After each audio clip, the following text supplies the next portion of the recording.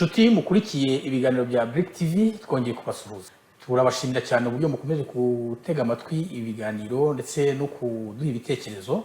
Turaza kuganira ku bijyanye n'amakimbirane mu miryango ndetse n'ingaruka zayo ku bana. Nkuko bisanzwe rero tubatumirira ababizobereyemo, abafite uburambe mu nsanganyamatsiko tuba tugiye kuganira kugira ngo zisesengure ariko tunashake n'ibisubizo by'ikibazo tuba tuganiraho. Nishimiye kwakira umutumirwa, umubyeyi, umurezi w'igihe kirekire, umujyanama w'igihe kirekire ku bijyanye n'imiryango uza kutuganiriza cyane kuri iyi ngingo. Ariko turi kumwe n'umusangwa nanone musanzwe umenyereye nawe arabibwira. Mpereye ku mutumirwa wacu rero nagira ngo mbahe ikaze mu kiganiro cyacu Maisha Talk. Amazina nitwa Bukeye Nyasienne, ndi umumama. Wenda nivuze mu buryo burambuye, igihe kinini cy'ubuzima bwanjye nabayeho nkorana n'abana kuko nakoze mu burezi nko kuva muri 87 Kera nari mu burezi, nuko ngo gukora mu burezi nabaga ndi kumwe n'abana, ndi kumwe n'abarezi babo, ndi kumwe n'ababyeyi. Hanyuma by'umwihariko ibyiciro byose by'abana abenshi narabigisha kuva mu wa mbere kujya nko mu wa gatandatu. Hanyuma noneho ndongera nkora mu burezi nk'umuyobozi ku nzego zigiye zitandukanye. Aho hose rero hatumye njya mba ndi kumwe n'abana, ndetse nagize n'amahirwe no gukorana n'abana banafite ubumuga bwo kutabona. Nabyo bituma menya ngo ese abana bafite ibibazo bitandukanye. Narimenyereye abafite ubumuga busanzwe, noneho mpura n'abafite ubukomeye cyane bwo kutabona. Hanyuma uretse mu mashuri, mu murongo wa education, navuga ko noneho no mu buzima busanzwe ibintu nagiye nkora, nakoraga ibifite aho bihurira n'umugore n'umwana n'umuryango. Wenda navuga nk'umuryango witwa Réseau des Femmes nigeze kuyobora igihe kinini mu ntara y'Iburasirazuba mu Mutara na Kibungo. Nkareba ubuzima twabaga turimo n'ubwo kuranga umuryango utekanye turabona dute. Mu nzego z'abagore nkaba nzirimo. Aho mviriye muri uwo murongo noneho njya mu bijyanye no kubaka amahoro. Ubu nibyo nkora mu muryango utegamiye kuri leta. Noneho n'ubundi mu bibazo dukoraho kuko twigisha uruhererekane rw'ibikorwa bituma habaho ubugizi bwa nabi n'inzira zo kubikumira no guhangana nabyo, n'ubu usanga turi mu muryango. Yego. Usanga turi mu muryango, usanga turi mu rubyiruko, ayo niyo aba ari amatsinda yacu. Urakoze cyane, ndumva ufite uburambe bwinshi ku buryo rwose iki kiganiro kiza kuba kirimo ingingo zifatika. Ndagira ngo namwe musuhuza abadukurikiye n'ubu basanzwe babazi benshi. Murakoze cyane. Nanjye nitwa Anicet Nzabonimpa, nkaba ndi umuganga w'impuguke mu bijyanye n'ubuzima bw'umubyeyi n'umwana, ubuzima bw'imyororokere. Ariko nkaba navuga ko mu buzima busanzwe nkora ibintu byo kwigisha abaturage, abanyeshuri, abakozi bo mu mavuriro, no gukora ubushakashatsi mu mpinduka zigenda zigaragara mu mibanire y'abantu mu ngo aho batuye, mu bijyanye n'uko abantu bagenda bakoresha serivisi zinyuranye, zaba iz'ubuvuzi n'izitari iz'ubuvuzi. Murakoze cyane Dr. Murakoze. Nyasienne, muri iyi minsi haravugwa cyane amakimbirane mu ngo. Iyo ukurikiye amakuru, yisomye ibinyamakuru, akenshi usanga rwose bivugwamo ari byinshi. Mubona biterwa n'iki? Murakoze cyane. Iki kibazo gikomeye igihugu cyacu cy'amakimbirane mu ngo agenda arushaho kuzamuka. Ndi buvuge ngo impamvu zibitera ni nyinshi. Wenda turasangira ijambo tugende tureba zimwe muri zo. Nge by'umwihariko ntangiriye ku ipfundo nyine aho urugo rutangirira. Nabanza nkibaza ngo ese abantu bubaka urugo ni bande? Ese ari amakimbirane ubwayo ntashobora no kugira umuzi aho urugo rwatangiriye? Ese abana bacu, abahungu, abakobwa, amateka yabo, abo bagiye kubakana urugo ni bande? Babayeho bate? Ubumenyi bafite mu by'urugo ni ibihe. Njye rero kuri iki mbona uburyo ingo zitangira zisigaye ahenshi, ntabwo ari zose birumvikana, ariko ahenshi zisigaye zitangira nabi. Umusore n'umukobwa barahura, ntawuzi undi, aho bahuriye bakavuga bati tubyumvikaneho rero ubu tugiye gushinga urugo. Nta muntu wabegereye, mwenda muri abapapa ntimubizi, ariko ubu ngubu iyo hajya kuba ubukwe habaho gukora bride shower. Ariko rero biriya ni nko kugaburira ihene uri buyijyane ku isoko mu gitondo. Ushatse kuvuga icyo bwo? Ubu nshatse kuvuga ngo umukobwa uri bushyingirwe ku wa gatandatu ukamwigisha ku wa kane, nta nubwo aba yumva rwose. We aba ari mu kirori, abantu benshi ubu niyo babikoze bakora nk'umuhango wo gusezera umwana, ariko kuvuga ngo hari haratangwa amasomo ntayo. Rero uko abana badategurwa gushaka kubaka urugo, bamwe baba bazi ko ari mu munyenga bagiye kwibera muri firingi, ko bakunda abantu muri fiyansaye bareba n'akana mu jisho, baba bazi ngo ni uko bagiye kubaho. Rero kuba abagiye gushaka badategurwa uko bikwiye, noneho by'umwihariko uko kubategura ni nabwo umuntu yanabamenya akamenya ngo uyu nguyu aturuka hehe. Ese uyu mwana ni imfubyi, urwo ni urugero. Uyu mwana niba ari imfubyi, nta kintu na kimwe nakose yabonye, niba nta papa nta mama, nta rugero rw'urugo mu buzima bwe yabonye, kuko uburyo ibyo abona hanze ntabwo abyitaho. Niba urimo kumutegura kubaka urugo, umufasha uhereye ku byo azi. None se niba nta wamuteguye nyine, uko yakabaye yavuye muri sogonderi, yavuye kuri kaminuza, aragiye yinjiye mu rugo, nta kintu aba yinjiranye mu by'ibanze, abagiyemo ntabyo afite. Aho ntaharondogoye navuga ngo ingo za nonaha abagiye kubaka urugo ntabwo bategurwa, bakisanga mu rugo rero ibyinshi bikababana bishya, bagatungurwa pe. Muri uko gutungurwa birumvikana ko hakorwamo amakosa menshi, ntibabigishijwe kwihanganirana. Umugore ntiyigishijwe ati umugabo bamufata gute, umugabo uretse ibyo padiri cyangwa pasiteri yababwiye mu rusengero ntako aba yafashe. Ntibabwiwe ati baganira gute mu rugo. Ubwo urumva rero urwo rugo ruba rutangiriye ku mucanga, birumvikana, ruba rutangiriye ku mucanga. Icyo nacyita impamvu. Hanyuma indi mpamvu navuga ikomeye, iyo bamaze kugera muri urwo rugo, ibibazo biri mu rugo nonaha bituruka bimwe na bimwe muri iyo myifatire yabo, ugasanga rwa rukundo rwabo rwakaga umuriro rwari runamaze igihe gito kuzima biri bwihute. Urugo rushobora gutangira, bagera mu rugo umudamu akaba umunebwe. Urwo ni urugero. Mwaba papa mwe mbabwirije ukuri, urugo rurimo umugore w'umunebwe, ntabwo ndimo kwibasira abagore, ariko buriya umugore no mu Kinyarwanda yitwa mutima w'urugo. Umugore wabaye umunebwe akabyuka mu gitondo nako akaryama, icyo gihe urugo ruharira umukozi, ntazi ngo umugabo aramwitaho gute. Noneho wa mugabo yatangira kugira ibyo abura, agatangira kwibaza ati ese uyu muntu nashatse ni we cyangwa nayobye.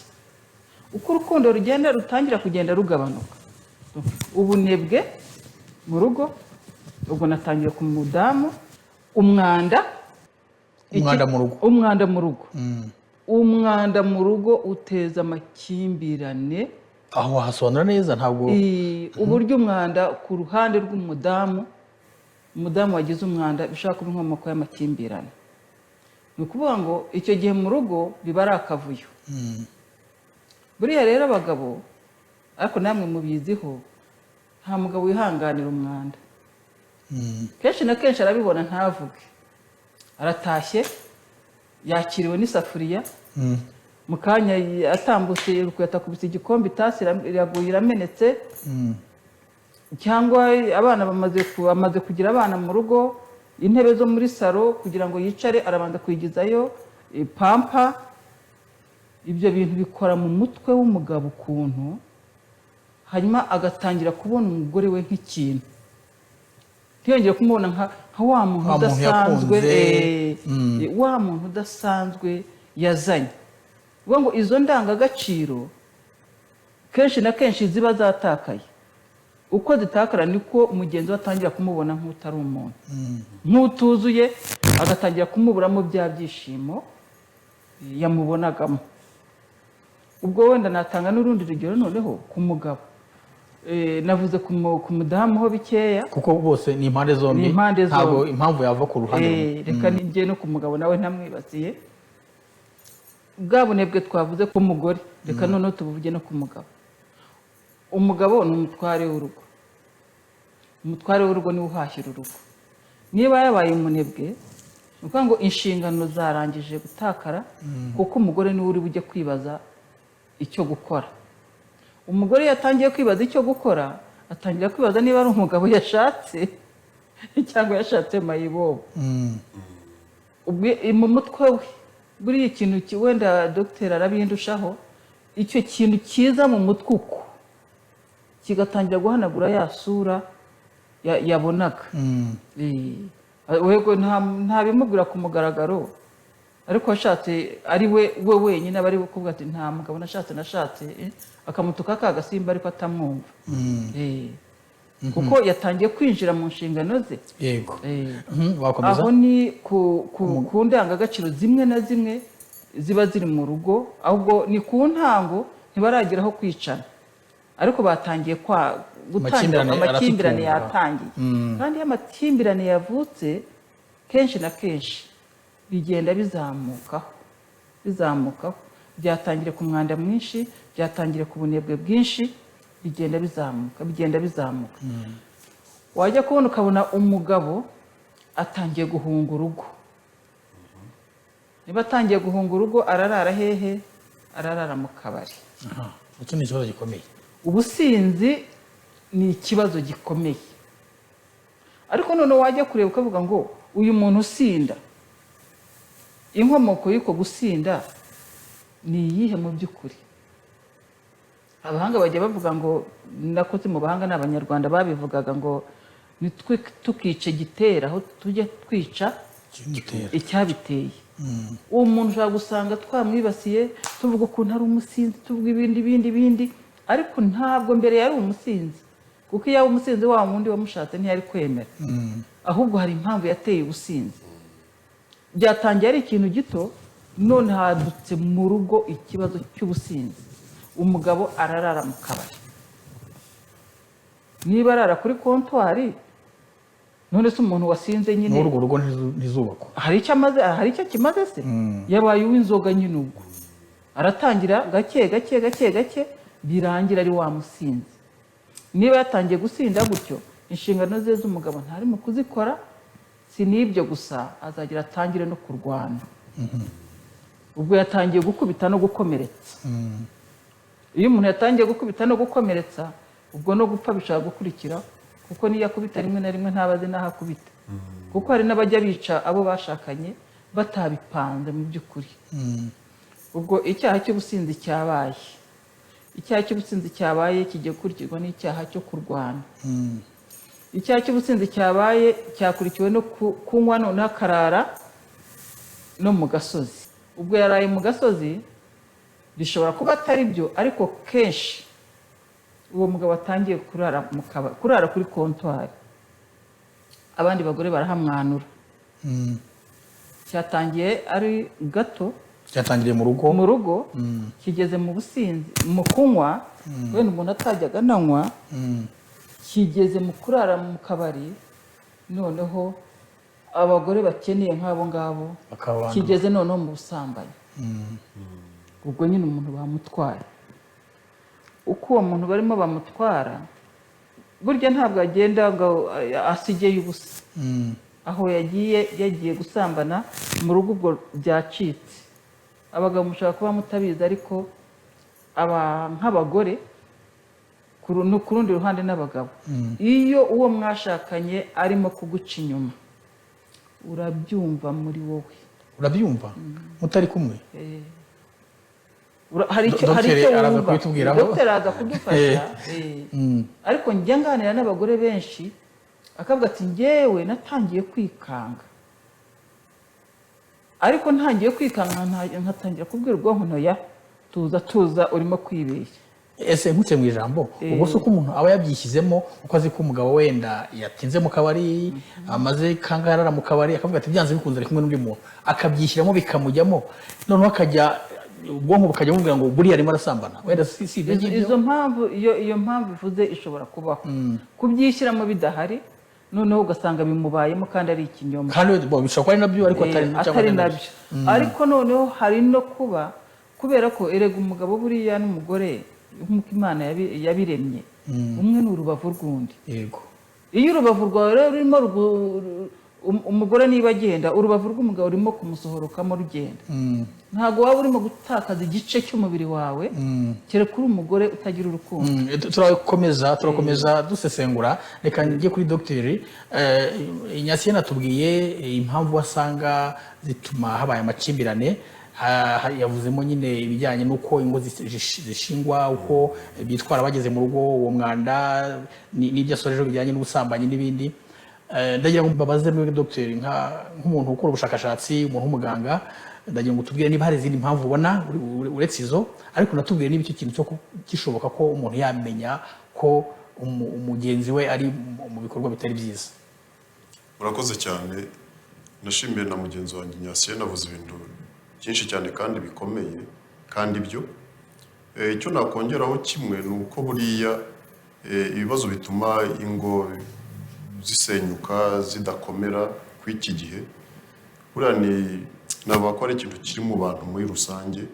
Ubu ngo abantu barajagaraye, abantu barajagaraye, baba urubyiruko rurajagaraye, aribo bazubaka ingo z'ejo hazaza, noneho bakubaka ingo bajagaraye. Kujagara nshaka kuvuga ni kudatora muri make umurongo umuntu agomba kugenderaho. Umuntu agira intego, burya intego ni ikintu gikomeye cyane, ariko noneho nubwo wanategura gahunda ugiye gukora ukabanza ukayiha umwanya wo kuyitekerezaho mu bwonko bwawe, mu bwenge bwawe, ariko byanaba byiza ukaba wagisha n'inama abandi. Icyo kintu rero gufata umwanya ni ikintu cy'ingenzi cyane, kuko mu iyi minsi dusigaye tubona nk'ingo zubakwa nta mwanya wafashwe, uko mugenzi wanjye yabivuze. Abantu bakabahurira nko mu kiraka, tuba tubumva abantu bajya nko mu kiraka gukora wenda nk'ubushakashatsi nk'ahantu uzamara nk'ukwezi kumwe, n'igihe batarava muri bwa bushakashatsi bagatangira gutanga lisite muri bagenzi babo ngo basinye ngo batwerere. Cyangwa se ukabona hari n'abantu bahurira no mu kabyiniro, ejo ukumva bararana umunsi umwe, ukumva bahise bajya mu murenge. Aha ngaha twavuga ko rero uko kujagarara, kutita kuri gahunda umuntu agiye gukora, ugahita uyisimbukiraho utabanje kuyitekerezaho neza, kuko umuntu ashobora kwibeshya cyangwa ukaba wenda wanahitamo nabi. Uko kujagarara iyo kugeze mu miryango, noneho usanga kujagara kuri no mu bantu bakuru. Kujagara kuri no mu bantu bakuru, aho usanga umuntu, ndakunda gukoresha ijambo kujagarara, ariko iyo umuntu abitekerejeho ni ukudasobanukirwa n'icyo umuntu ashinzwe mu rugo, cyangwa se ngo asobanukirwe n'igisobanuro cy'urugo arimo, n'icyo ahamagariwe kugira ngo agire icyo rwa rugo azarugezaho. Niho usigaye usanga nk'ubu abantu bamara gushinga urugo, ugasanga icya mbere ntazi neza uwo bashinganye urugo, noneho muri kwa kujagarara kwe atazi uwo bashinganye urugo, agatangira noneho nko kumujagajaga, kumugenzura. Ugasanga wafashe umwanya wo kuvanga umuntu mu bandi, ariko mwaba mumaze kubana ugasanga ushanga wo kujya gucukumbura ngo ujye wamumenye. Aha ngaha igituma mubyita ko ari kujagarara, icyo kintu cyagombye kuza mugeze mu rugo, wagombye kuba Wabimenye mbere. waracukumbuye ibyo ngibyo mutari abana, wagira ibyo umenya cyangwa ibyo utamenya ukavuga ati nibura mfashe gahunda, ibyo nzi ndabizi n'ibyo ntazi ndabyihuriye. Ariko buriya ndagira ngo nkebure baba abagabo bubatse n'abagore bubatse, ikintu cyo kujagarara umuntu ajagajaga uwo bashakanye burya ni ikintu kibi cyane. Njya nkunda kubivuga ko usanga nko mu ngo abantu barigize abakozi ba RIB, ugasanga umuntu ari gushaka amakuru kuri mugenzi we, ugasanga umuntu ari kujya muri telefone ya mugenzi we, ugasanga ndetse umuntu ari kujya nko mu aya masosiyete y'itumanaho avuga ati mujye munyohereza ubutumwa bugufi bugira, ugasanga umuntu cyangwa se afashe nka telefone akayishyira nko kuri kompiyuta ye akayamukurikira ari nko mu biro, cyangwa ugasanga azanye nka kamera akayishyira nk'ahantu uwo bashakanye atabizi. Ibi ngibi byo kwigira umukozi wa RIB burya ni ikintu kibi cyane, ariko kinasobanura kwa kujagarara kwa wa muntu uri kubikora. Icyo ni ikintu rero gikomeye cyane. Iyo rero umuntu ameze gutyo ari mwako kajugane ko kutamenya urugo n'iki, ashinzwe iki mu rugo, ese umuntu iyo yubatse urugo aba yiyemeje iki, kutagombye kujya gucukumbura hirya no hino wamaze gufata icyemezo. Buriya kutabimenya nibyo bituma umuntu noneho atamenya inshingano ze nyazo. Noneho akenshi ugasanga inshingano zitangiye kwivanga, ugasanga wa mugabo washatse urugo ari kuvuga ati ariko ko nta mafaranga yawe ndi kubona, ati cyangwa wenda kuko ntacyo ndi kubona uri kuzana mu rugo, kandi yaramuzanye wenda azi ko umugore nta kazi afite. Cyangwa se ugasanga n'umugore nawe kuvuga ati ariko ko ndi kubona nta bintu ndi kubona bihagije hano, biri hehe? Kandi umugabo yaramushatse koko azi wenda ko nta kintu wenda cy'umwihariko afite. Ariko ahangaha wenda mu kujagarara hakongeraho n'ikintu cya kabiri. Buriya ingo ziri gushingwa ku iki gihe, inyinshi navuga ko zishingirwa ku kinyoma cyangwa kwirarira. Kera hari umugani wabagaho wavuga ngo umusore utiraririye ntarongora inkumi. Ubu bigezweho cyane. Ubu usanga umusore cyane, reka mbivuge ku basore, ugasanga ari gushaka kwereka umukobwa ko ari umuntu ugeze kure, ufite ubushobozi, imitungo cyane cyane. Hari n'ugeretse wenda aba yatira nk'imodoka akajya gusura umukobwa kugira ngo abone ko naje ku kinyabiziga cy'amaguru ane, ndetse akajya abeshya wenda ko afite n'inzu runaka n'iki, ariko kugira nyine ngo yemeze wa mukobwa kugira ngo wa mukobwa mukunde, cyangwa se agaragare ko ari umuntu nyine ufite aho yageze, yirarira kugira ngo bamwemere. Babyita ni ukwemeza. Akamwemeza akagenda ariko umusore afite ibyo byose akazabibura. Ibi ngibi rero usanga iyo umuntu atangiye kwirarira ngo aremeza mugenzi we, hazamo no kubeshya. Noneho urugo rwazamara kubakwa ugasanga koko wa muntu washatse si we. Ku mpande zombi bibaho. Hariho n'abakobwa nabo wenda ushobora kwirarira, wenda ntiyerekane ibintu, ariko agashaka kwirarira ku isura uko ateye. Muzi ko hanze bijya byumvikana ngo abakobwa bagiye kugura ikibuno, ugasanga yamara gushyingirwa umugabo yamura agasanga we yakunze si wa wundi. Tuzi abisiga za mukorogo, ugasanga umuntu yihinduye isura. Ibyo byose rero hari n'igihe bigera ugasanga umuntu wenda yavukiye mu cyaro ariko ntashake kuvuga ko yavukiye, akiyita wenda umunyamujyi. Hari n'abatirana n'ababyeyi mu bukwe kugira ngo wenda bagaragare ko ari abantu bo bari abanyamujyi.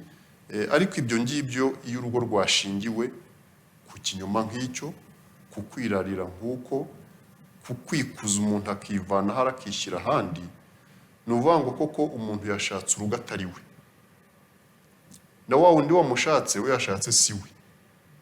Ubwo rero ayo masura abiri, urugo nirumara kugera aho rugera, wa wundi akabona uwo yari azi ko yashatse si we, n'undi akabona uwo washatse si we, kuko ba bantu barahinduka ntibe bakiri ba bandi.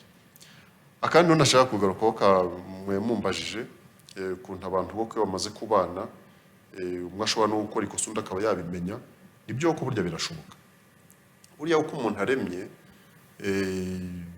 yaba umusore n'umukobwa, mu mikurire yabo burya imibiri yabo igenda yisobanura, ariko yiremamo rukuruzi ari inatuma iyo umuntu amaze kugira imyaka runaka yumva yabana n'umuntu badahuje igitsina, agatangira gushaka urukundo kubo badahuje igitsina, ari naho bituma ko hazaboneka umugabo n'umugore. Iyi ni rukuruzi karemano yaremwe n'Imana, ikaba navuga iterwa n'imisemburo iri mu mubiri w'umuntu. Iyi misemburo inatuma umuntu azaba umugabo undi akaba umugore, koko bazahora bakaba bashobora kuba babyara.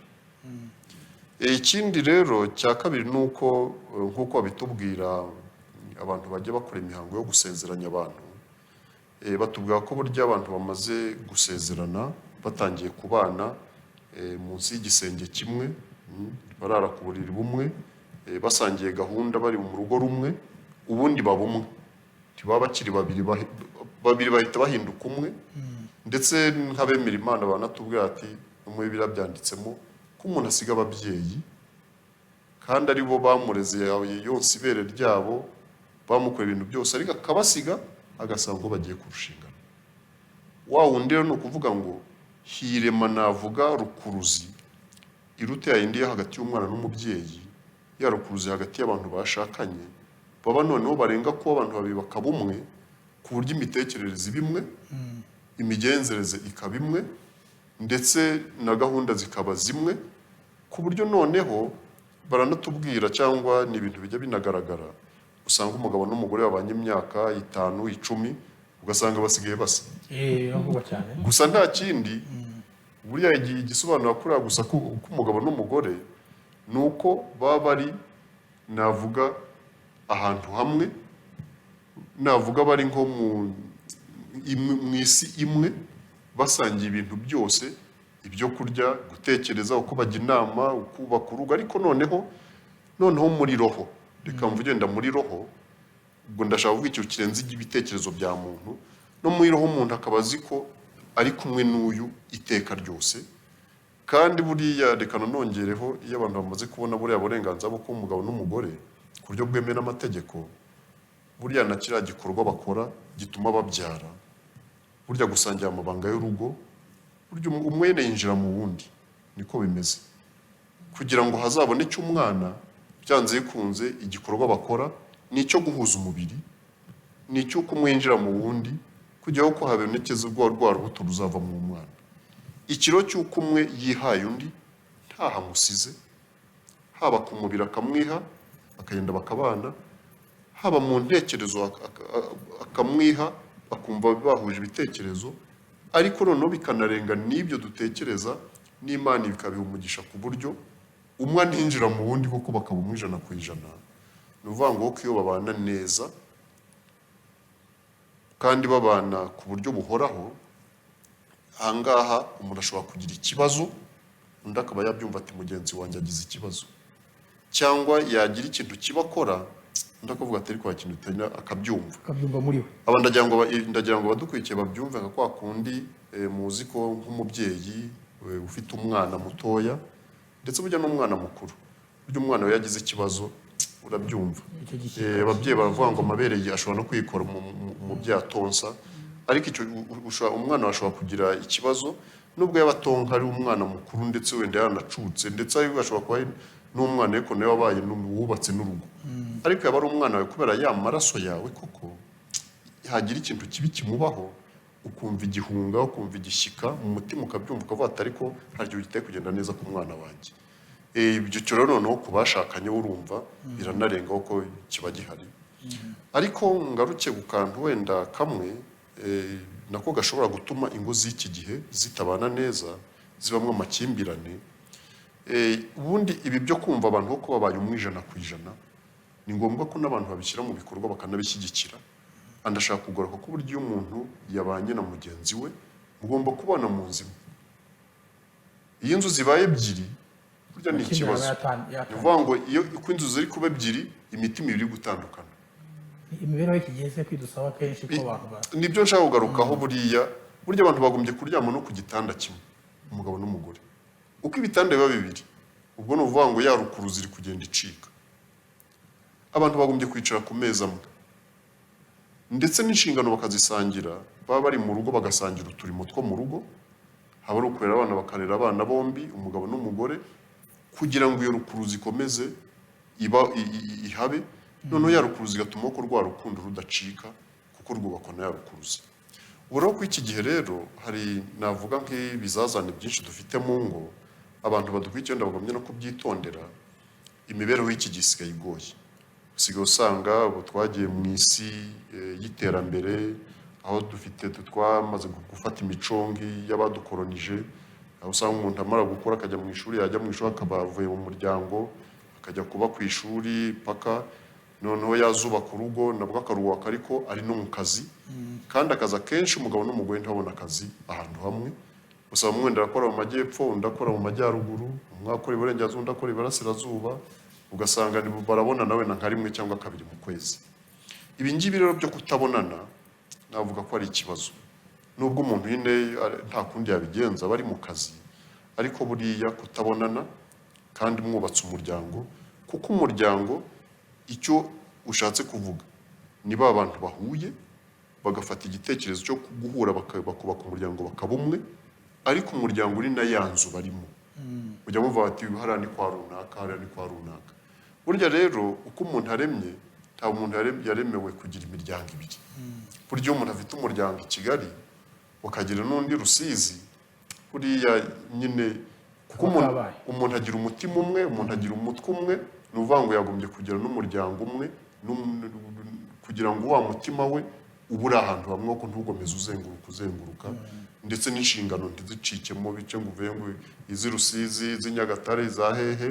Muri make buryo abantu bagombye kubana. Ibi rero kuba rero abantu batabana iminsi yose, hari ikintu bigabanya ku busabane bwabo. Nk'abaganga twe turabyemera ko iyo abantu batabana iminsi yose, burya no kubyara bishobora gutinda. Nta kindi kibazo kirimo, ari uko gusa batabana mu nzima. Burya abantu babonana rimwe mu cyumweru, rimwe se mu byumweru bibiri, kabiri mu kwezi, burya bashobora kubana. Nk'abaganga turabyemera ko bashobora kumara n'imyaka irenze 2-3 batarasama, nta kibazo bafite, ari uko ya mahirwe yo kugira ngo muri make babyare habone wenda gusama, bigenda bihuzwa na ya mahirwe ya buri munsi yo kubana buri munsi.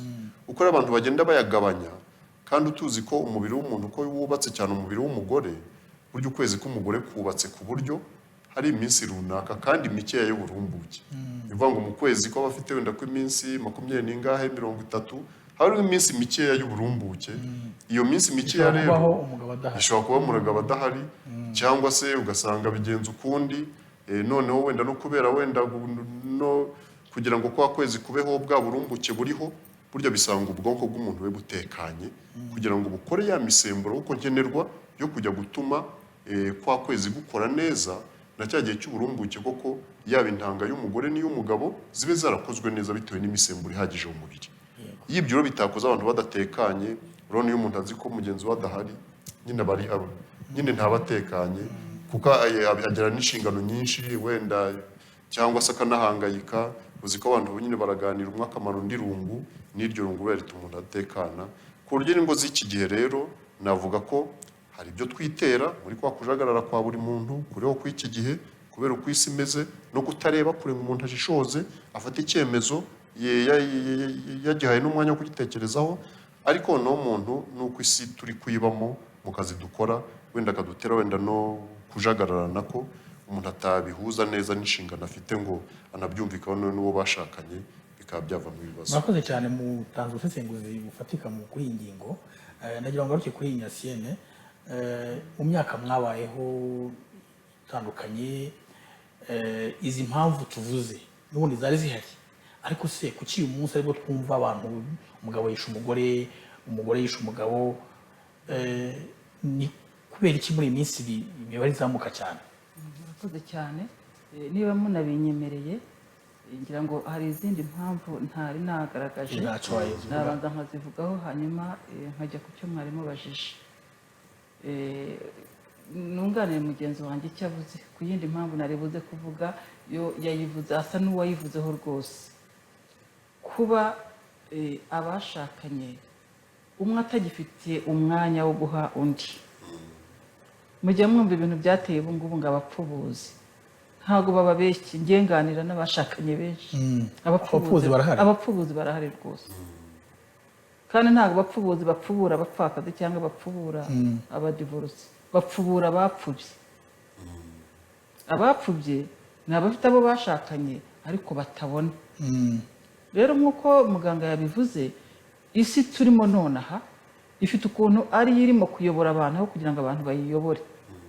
Umugabo ariruka niba afite ubuzi bungahe, ntabwo kwibuka ko afite umukunzi we uri mu rugo ukeneye kwitabwaho, cyangwa umugore nawe nuko.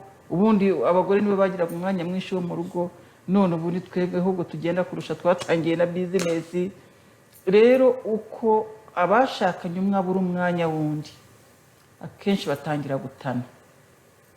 Hanyuma indi mpamvu, urumva iyo batannye bwo simparondogoye, ibyaha biba byinshi. Ikindi ntari navuzeho ni gitera amakimbirane, ubukene mu rugo. Abanyarwanda baravuze ngo abasangira ubusa bitana ibisambo. Ubukene bwinjiye mu rugo, ntabwo dushishikaza abantu ngo bajye babanza kureba abakize cyangwa iki, ariko kuvuga ngo uyu muryango urabona iby'ibanze. Mu Kinyarwanda baravuga ngo uyu muryango ntusaba umunyu. Iyo ubukene bwinjiye mu rugo, byanga bikunda amakimbirane atangira. Amakimbirane agatangira, niyo mpamvu ubu ngubu abenshi barimo kwicana kubera imitungo. Bapfuye imitungo, bapfuye ko umwe yahembwa amafaranga akayangiza, ayo mafaranga ntagire icyo abyara mu rugo. Rero ubukene butuma abantu babura iby'ibanze. Umuntu wabuze iby'ibanze atangira agahinda. Iyo byatangiye agahinda kinjiye mu rugo, ibyishimo by'urugo birasohoka. Ubwo nyine bakaba batangiye inzira yo guhangana. Hanyuma ikindi navugaho ni buriya gender cyangwa se uburinganire. Njye sinkunda kuvuga ijambo uburinganire gusa kuko ryagiye riyobya benshi. Nkunda kuvuga uburinganire n'ubwuzuzanye. Ihame ry'uburinganire n'ubwuzuzanye, ubanza hari ahantu twaryigishije koko bikenewe cyane, bifasha abantu bikomeye. Ndabyibuka icyo gihe abantu babuzwaga uburenganzira, abagore birukanwe mu mitungo, abana b'abakobwa ngo ntibagomba kujya kwiga. Kubyigisha byafashije abantu, ibibazo byinshi birakemuka, ariko aho byumvikanye nabi birimo gusiribanga.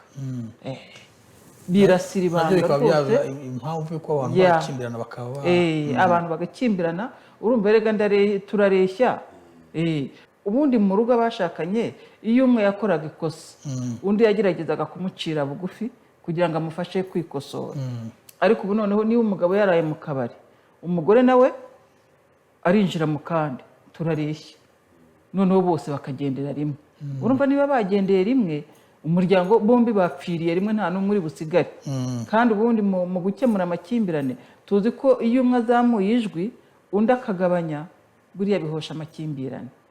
Ubu rero iriya turareshya. Hari abayumvise nabi, ntibayumva ko ari iyo guhabwa uburenganzira bungana imbere y'amategeko, ahubwo bayumva nk'aho ari uguhangana. Njya nkunda kubwira abagore, niba uhari uri mu rugo, umugabo karimo gutekereza umushinga w'inzu agiye kubaka, uramubwira ngo ajye gukarabya abantu uhari kubera iki? Uramubwira ngo abari ujya guhindurira umwana kubera iki? Ko uhari ndetse unafite amafaranga washatse na wa muntu wo kugufasha. Utwo tuntu natwo dutuma abantu bakimbirana. Hanyuma ikindi gikomeye cyane rero gitera amakimbirane mu ngo ni ibikomere byinshi. Abantu, amateka yacu arazwi, ibibazo by'ubuzima abantu banyuzemo duturutse ku cya jenoside kirenze urugero, abantu barakomeretse cyane. Noneho hari ubwo abantu bahura, ahubwo bagahura bahuje ibikomere. Ugasanga umunsi wo gusezerana, muri kwa kuvanga umutungo, n'ibikomere nibyo babanza kuvanga. Bitewe rero n'ibyo bikomere uko bingana, gukimbirana ugasanga iyo nta bantu bababaye hafi, ugasanga ni ibintu byoroshye biganisha nyine mu bwicanyi. Hanyuma hari icyo mwari mumbajije, ziriya mpamvu ni nyinshi, ntitwanazirondora. Harimo kuba abantu batamenya kuganira, dialogue, kuko dialogue niyo yubaka urugo. Abantu benshi ntabwo bazi ko bakwiye kuganira ku bintu runaka.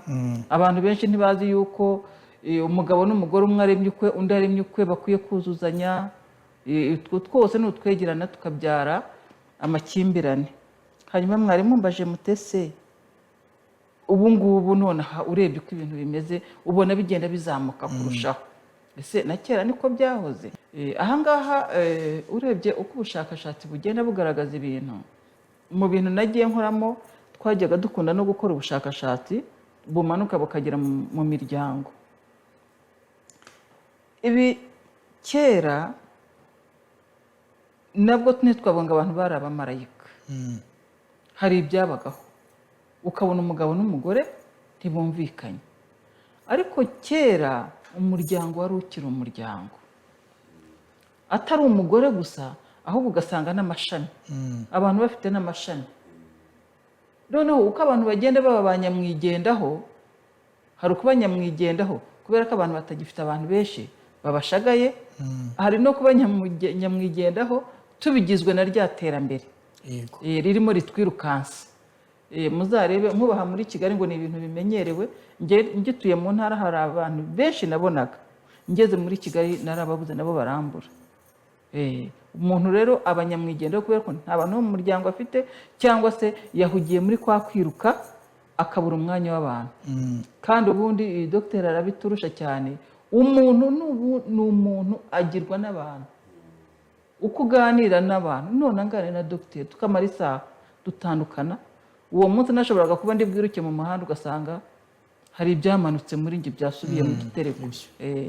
Kera rero umuryango hari ukuntu wari wegeranye, hari ukuba abantu bari bafite uburere nyabwo, hari ukuntu mu gushaka habagaho kwitonda no gushishoza. Muzi kera hajyagaho habaho ku gihe cyanjye wenda byari bitakiriho cyane by'abaranga n'iki, ariko nibura kugira ngo ushakane n'umuntu warabanza ukamumenya pe, ukamumenya ukamugendaho. Uko rero abantu babanzaga kumenyana, niko washakaga umuntu waramaze kumenya ngo ushatse ndi. Ubwo no kumwihanganira bikoroha kuko ntabwo byabaga bikuguye hejuru. Hanyuma uko nanone habaga hari imiryango ishyize hamwe, nta nubwo ari imiryango gusa, ikintu cyo kurebera ikibi birimo kugenda bifata intera. Hari igihe umuntu wese yabaga ahangayikishijwe n'ibiba kwa mugenzi we. Bimwe tujya twita ngo ni ijisho ry'umuturanyi cyangwa iki twabivuga ku mwana, ariko no ku bantu bakuru nuko. Ku buryo ababyeyi babaga bahangayikishijwe n'umwana wabo washatse, icyambere bakanamuherekeza, icyo dukunze kwita accompagnement. Ubundi abantu bamaze gushaka hakagombye kubaho kubaherekeza. Ninde ubaherekeza? Mwabonye marene na pare baba bahari? Buriya ntabwo abantu iyo bari gutoranya marene na pare urungano bareba urungano, bakareba agasura umuntu uzajya mu ifoto akayiryoshya ikamera neza, ariko mbabwije ukuri batandukana wa munsi. Kandi ubundi iriya couple yavutse ni couple yo guherekeza, mukayirera, mukabagira inama muri ubwo buzima bushya. Ibi rero by'amakimbirane kera byabagaho, ariko umuryango wari ufite uburyo ubyinjiramo ukanakosora, abantu bagakosoreka. Hanyuma nanavuga ngo social media cyangwa se izi mbuga nkoranyambaga zari zitarabaho cyane, iterambere ngo ibintu bimenyekane vuba vuba. Ubu ngubu bikaba ikibaye hehe gihita kivugwa kikamenyekana. Ariko noneho mu makuru mfite, mu byo nkurikirana, mu kuganira n'abantu, kuko navuga ngo njye nagize amahirwe yo kuganira n'ibyiciro by'abantu batandukanye, abayobozi, ababyeyi, abapapa, abamama, urubyiruko, kandi no mu ntara zose ugasanga nagiye ngira amahirwe yo guhuramo n'abantu. Uko kera byari bimeze ubu ngubu bigenda bizamuka, amakimbirane agenda aba menshi, agenda yiyongera, ubwicanyi bugenda bwiyongera. Navuga ngo abamaze kubikoraho ubushakashatsi, buriya na dogiteri aza kudusangiza abo yaba afitemo. Hari imiryango yagiye ikora ubushakashatsi bwo kuranga abantu barimo barapfa iki, ni ibiki bituma abantu barimo kwicana.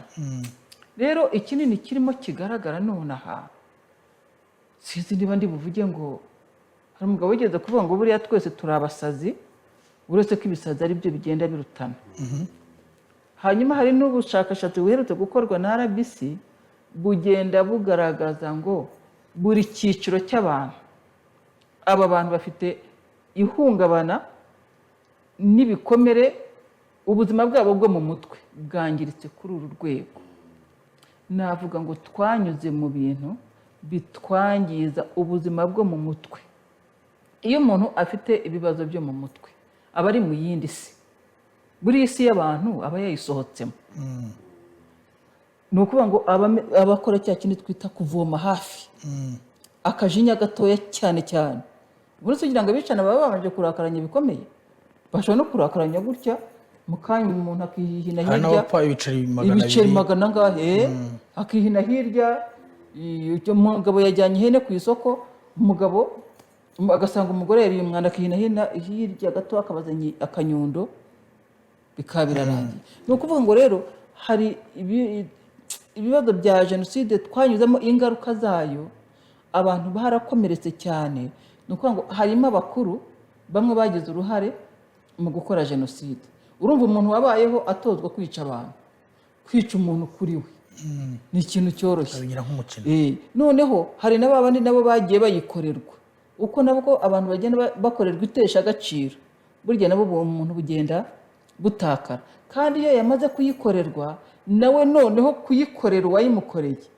biba biri ibintu byoroshye cyane noneho abo ngabo iki ni icyiciro cy'abakuze twajya mu cyiciro cy'urubyiruko rero none se abo bana bacu abo bana twonkeje ayo maraso kuko umwana yangirika dogiteri aza kubidufasha yangirika akiri mu nda ya nyina akiri uruso abo bana twonkeje agahinda tukabonsa umujinya tukabonsa ubwicanyi ubwo baracyari mu nda none hari abari bahari barabibona n'amaso yabo wibwira ko umwana wabonye muri 94 wagaraguye ku ntumbi nawe agakubitaho ubu ngubu se ntafite imyaka 30 ubwo se kugira ngo yice umuntu uzakanya gato ni ukuvuga ngo harimo ababikoze babireba n'amaso abandi barabyigishwa noneho hari n'ababivanye mu ruhererekane navuga ngo uruhererekane rw'ibikomere n'uruhererekane rwo kugira nabi bikagera ku bana ni ukuvuga ngo kera twajyaga twibeshya yuko uko imyaka igenda isimburana ibintu bizagenda bigabanuka ntabwo ariko biri hari umushakashatsi wigeze kubivugaho avuga ngo hari ibisekuru hari ibinyejana bigomba kuzashira kugira ngo abantu bongere bakire baba abantu ariko iyo urebye abantu ntabwo dufite abantu benshi bazima kandi abo bantu banonaha nibo barimo bubaka ingo none se nk'ubu nyuma y'imyaka 31 n'ibiri igiye kugera jenoside ibaye niba umwana ashobora kwicara akavuga ati ariko ni imfubyi umuntu w'imyaka 32 se umuntu w'inkumi yego ubundi mu gihe cya kera yakagombye kuba yubatse yarabyaye icyo nacyo tuze kukigarukaho turebe ku kintu cy'ibikomere mwabonye ukuntu abajene batagiye ibintu byo gushaka ari borora imvugo kumva ntabwo bimureba cyane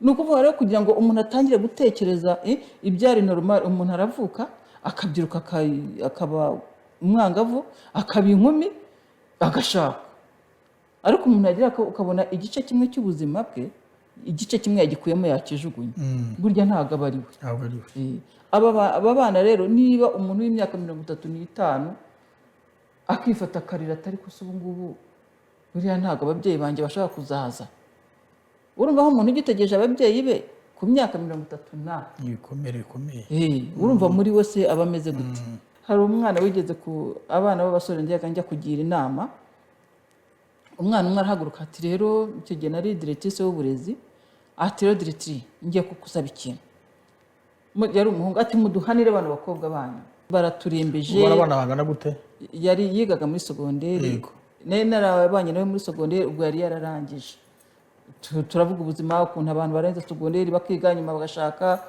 nuko ati abakobwa batumereye nabi baradutesa, ati njye nta nubwo nanashaka n'umugore nabikuye mu buzima.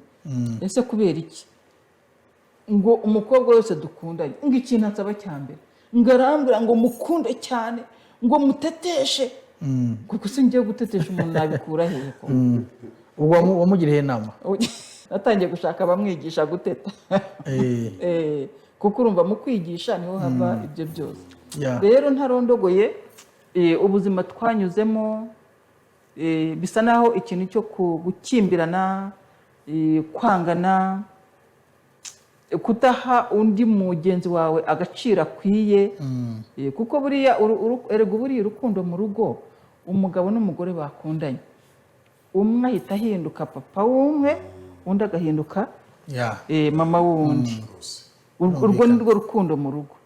Kubera bya bindi byose rero bituma iyo relation imeze gutya itabaho, bigeze igihe nyine umwe agatangira kureba ukajya ubona abantu bagendana mu nzira, ariko mu by'ukuri imigongo yabo imeze gutya. Inyase urakoze cyane, musone byinshi. Ndagira ngo ngaruke kuri Dr Anicet. Turimo turaganira ku makimbirane yo mu ngo n'ingaruka zayo ku bana. Mubona ingaruka zigaragara gute ku bana? Amakimbirane yo mu ngo buriya navuga ko abayagwamo cyane n'abana, kubera ko buriya ingaruka ziboneka mu byiciro byose, haba nyine no mu babyeyi, umuryango muri rusange.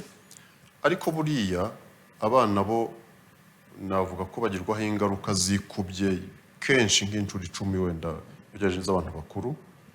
Cya mbere na mbere ko nyine umuntu aba akiri umwana, agikenewe nyine kwitabwaho, guteteshwa, guhabwa uburenganzira, ibyo akeneye byose, ataragera n'ubushobozi bwo kuba yakwirwanaho ubwe ku giti cye, agomba nyine umuntu umurwanirira. Nacyo gituma umuntu w'umwana nyine no mu mategeko hari ibyo ataba yemerewe, noneho no mu buzima busanzwe abantu bakaba bati ni umwana, ibyinshi agomba kubikorerwa n'ababyeyi. Ikiro rero iyo habonetse amakimbirane mu ngo, usanga ababyeyi noneho batacyuza za nshingano zabo, kuko akenshi iyo amakimbirane abaye mu ngo, buri wese ashaka kwikururiraho abana, agashaka kwereka abana kuri niwe mubi, abura niwe mubi. Noneho bikarangira akenshi abana bacitse no mu bice bibiri, bamwe bakajya ku mugabo abandi bakajya ku mugore, cyangwa se bagahengamira kuri umwe. None urumva iyo abana bo rero bahengamiye kuri umwe, ya makimbirane agira imbaraga nyinshi cyane, kuko noneho muri ya makimbirane umuntu asigara arwana n'uwo bashakanye, akanarwana n'abana. Undi nawe agasigara arwana n'uwo bashakanye, ariko ashyira imbaraga mu gukura abana. Ibi rero bituma abana nyine babihomberamo, kuko ababyeyi ntiba bacyuza za nshingano zabo, ahubwo baba bari mu kubarwanisha nyine, babagize intwaro zo kuhangana hagati yabo. Ndetse niyo bitangiye kugera mu nkiko, usanga umwe ari gushaka nyine ngo abikure kugira ngo azabone imitungo, avuge ko ari ubarera, ibintu nk'ibyo. None ugasanga ko abana ahubwo nabo binjijwe muri urwo rugamba, ari abamarayika, ari gukomeza muri urwo rugamba. Uzatsinda cyangwa uzatsindwa n'urwo rugamba, akenshi azaza adashobora kuzuza inshingano nk'uko babandi bari kubikora. Ikindi cya kabiri, tubona mu mibare tugenda tubona duhabwa n'ubushakashatsi butandukanye. Ndibuka uyu mwaka ushize wa 2025 urangira, batubwiraga ko gatanya zabonetse mu buryo bwemewe n'amategeko, wasaga zisaga 2674 niba nibuka neza. Urumva ni hafi 3000 mu mwaka umwe. Ariko iyo ugiye mu muryango nyarwanda, usanga umuryango wenda hari papa na mama, wenda n'abana nka 4 cyangwa 5.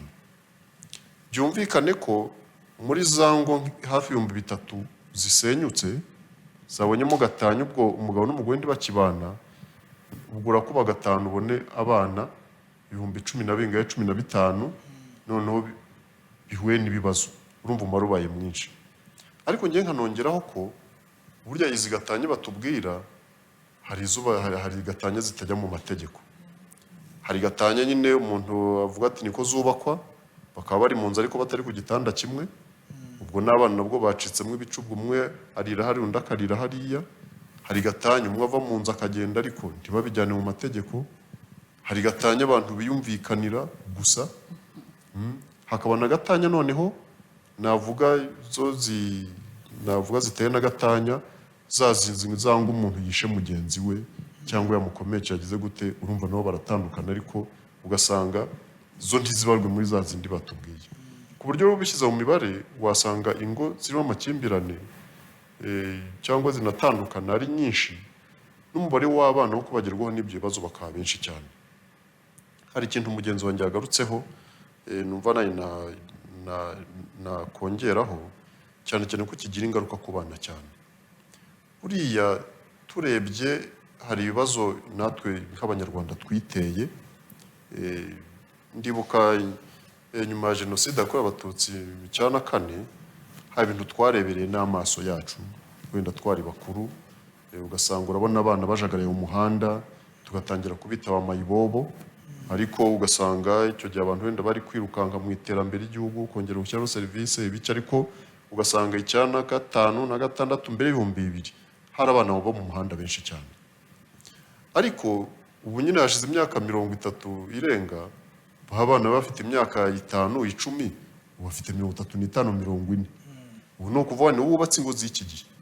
Ni uvuga ngo rero mu byo turi kuganira hano tunibuke ko hari ingo turi kuganiraho ariko zubatswe na bariya abantu batigeze babona urukundo rwo mu muryango, bari abantu batazi umuryango icyo ari cyo, ariko bakaba barubatse umuryango.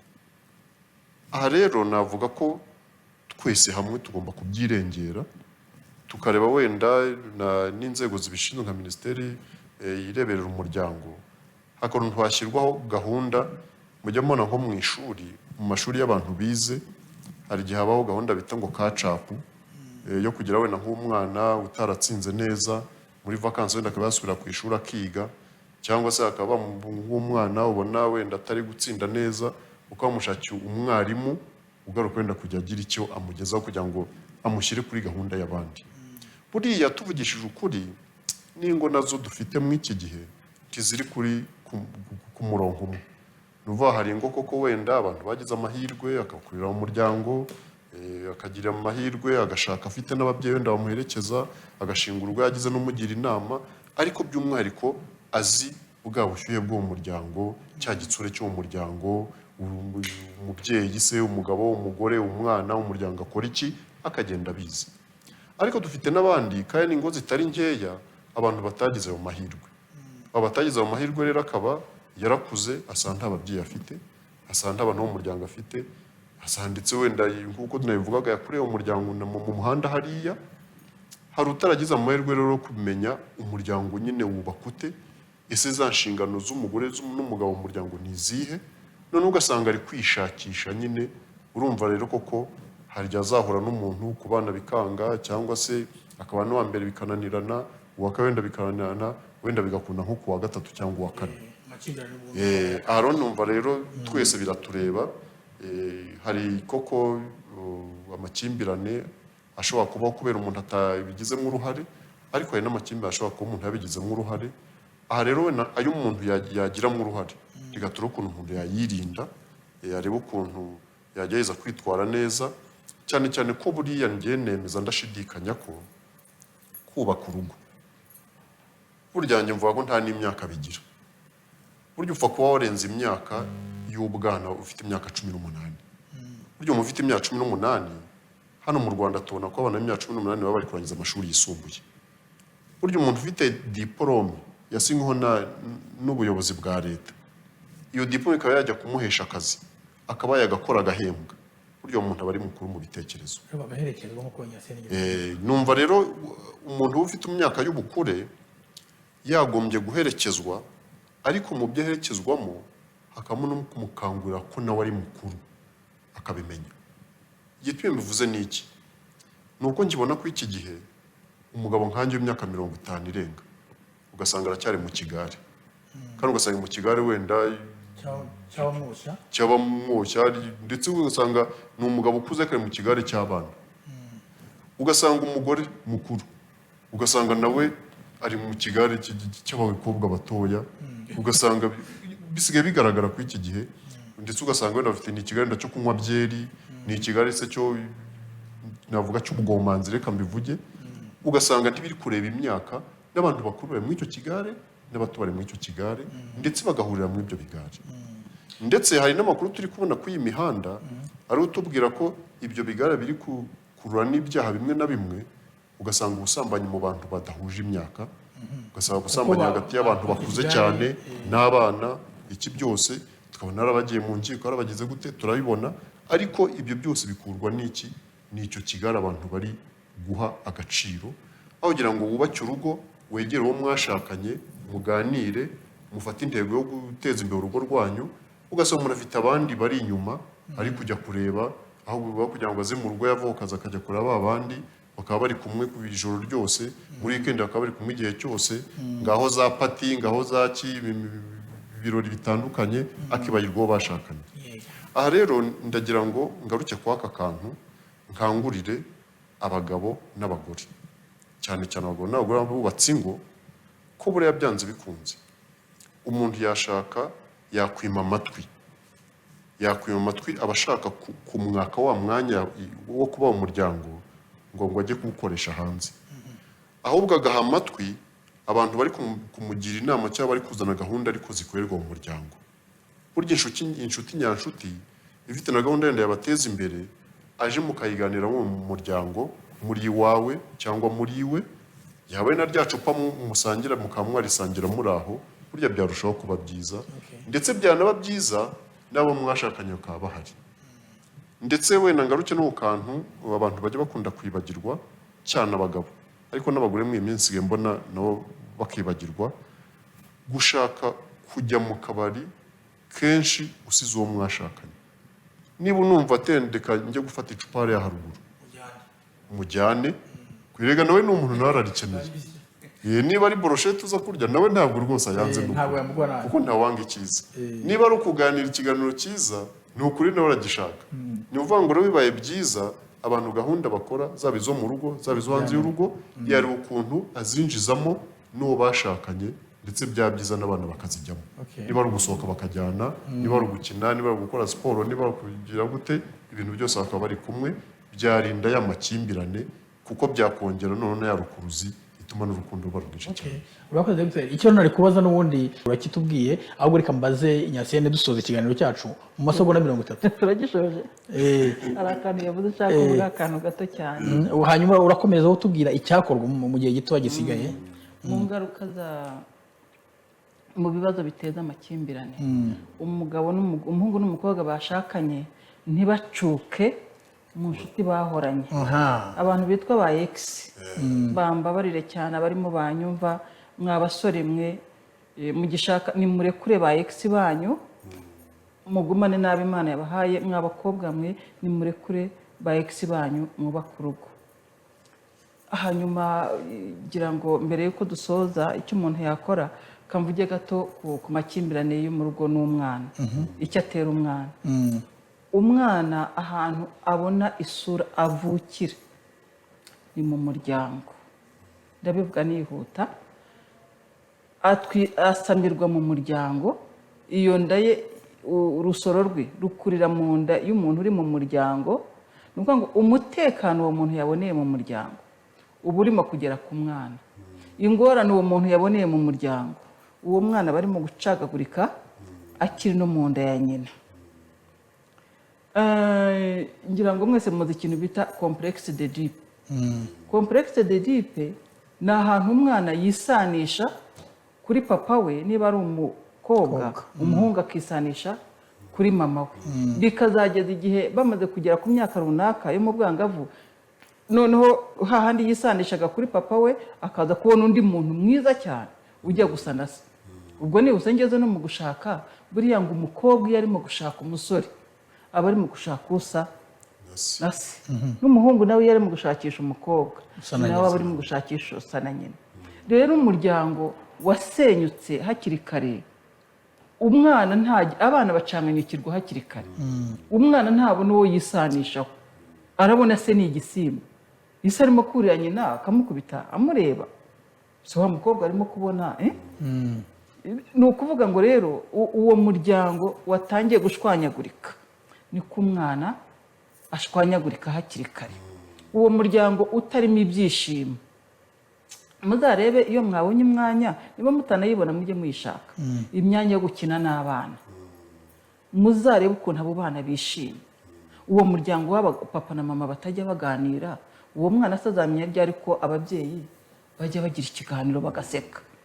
Uwo mwana utigeze uhora yikanga induru, wabyumvise ko yangiritse hakiri kare.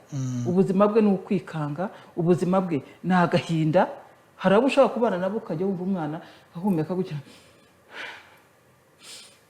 ukajya yumva ahora yikanga. Wazamukurikirana. Kera najyaga ngira umwanya ngiye wo kubona ikintu nk'icyo, ngakurikirana umwana ngo mugeze iwabo menye amateka ye. Ugasanga umuryango wabo ni umuryango wahoze ushishagurana. Hanyuma aba bana buzuye mu mihanda tubona, kuko umwana wavukiye mu rugo rurimo amakimbirane ntuzamubwire ngo aziga atese aratuje. Birumvikana. Ubukene bwateye ntari bubone n'igikoresho. Abana bo mu muhanda, igihe akarere nigeze kuyoboramo uburezi mu rwego rw'akarere, najyaga nkora gahunda yo gufata abana bose bitwa bo mu muhanda, nkabegeranya nkashaka imiryango yabo. Nayo mfite umuyobozi mwiza w'akarere n'abashinzwe sosiyali bakamfasha. Twasubizaga abana mu muryango, muri abo bana 90% twasangaga bafite ababyeyi. Tuzagira undi mwanya wo kuganira byinshi birenze ibi. Tubwire mu masomo 30 icyakorwa kugira ngo ibibazo bikemuke, kuko iminota iratugendanye.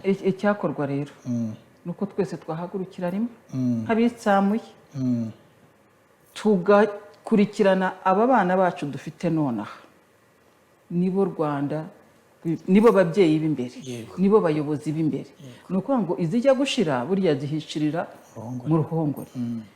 Dukwiye gukurikirana abana tukareka kubivuga mu magambo, kuko turimo kwita ku iterambere cyane, noneho tugasiga rwa ruhande rw'imiterere n'imitekerereze n'ubuzima rusange bw'umuntu. Abavuga abemera Imana, twe tunavuga mu buryo buri spirituel. Umuntu yakagombye tukurikirane aba bana bacu dufite, twongere turere. Umwana yarerwaga n'umuryango, ntabwo umwana ubundi yarerwaga n'umuntu umwe. Ibi bihangayikishije umwana twese tubigira ibyacu nk'ibibazo. Dukwiye rero gufatanya n'inzego zose, inzego z'ibanze, inzego z'abikorera, ababyeyi bose ngo tugiye kongera turera abana. Hanyuma ikindi, mu kurera abana wenda nitwongera tuganira tuzakira ngo turabarera gute. Turabarera aho tubasanze mu mashuri, n'abatayajyamo reka tubavane nabo babashe kugerayo kugira ngo tubone aho tubasanga. Hanyuma ikindi, mwaretse tugashyiraho gahunda yo guherekeza imiryango yashatse, abantu bagitangira gushaka. Ese niba ari amakarabu yabaho, niba abakuru tuzakora amatsinda ashinzwe guherekeza ingo zigishaka. Hanyuma ikindi, hari abantu babitangiye bo gutangira kwigisha igihe kirekire abajene bagiye gushaka.